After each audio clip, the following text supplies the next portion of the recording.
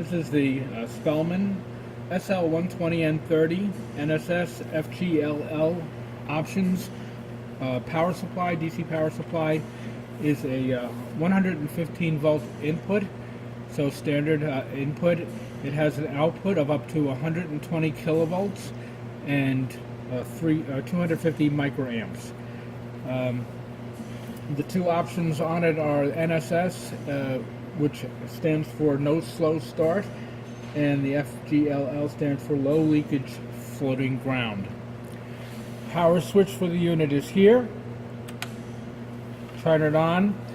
You get both milliamps and kilovolt output readings here. Your adjusting pots for each are here. This will mostly be used in high voltage mode. Shows that we have our interlock jumpered in the back there. The standard jumpers are included and they'll be on the back. And this lamp is showing that our high voltage is currently off. I've got the meter hooked up. There is no cable that comes with this, so the meter is hooked up to the 0 to 10 volt corresponding outputs on the rear at TB1, pins 1 and 6. So we're ready to go. I will turn on the high voltage output, and the N in the number stands for negative, so this has a negative output. And so right now we're at negative 12 kilovolts. And for every 12 kilovolts, we should see a corresponding jump in voltage up to 10 volts for a maximum of 120. So we're at minus 12 now, and if you look on the meter, you can see we're at 1 volt on the output. To go up to the center range, we'll go up to the 5 volt output, which would be 60 kilovolts. So I'll adjust this through the range, and I've gone through in 12 kilovolt steps throughout this to make sure it was linear.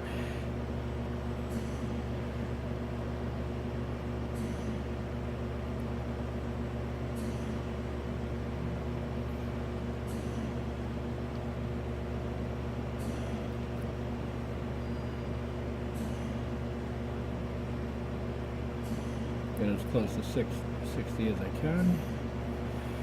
So we're at negative 60 kilovolts output, which is giving us exactly a 5 volt output on the rear. And then I'll go up to the 120.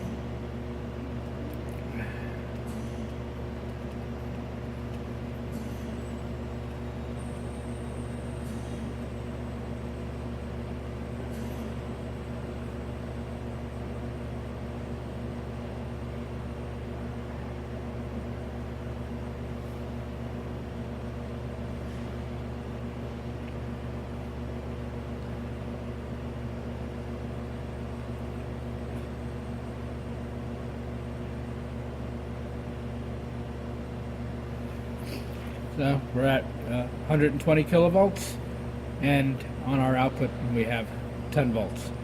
So that corresponds to the correct kilovolts per division per 1 volt, and the unit is operational.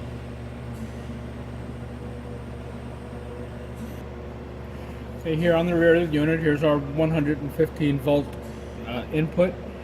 And you can see I'm hooked up to power supply ground, which is on pin 1, and the 0 to 10 volt output, which is pin 6. And it has these jumpers in place. These are the standard jumpers.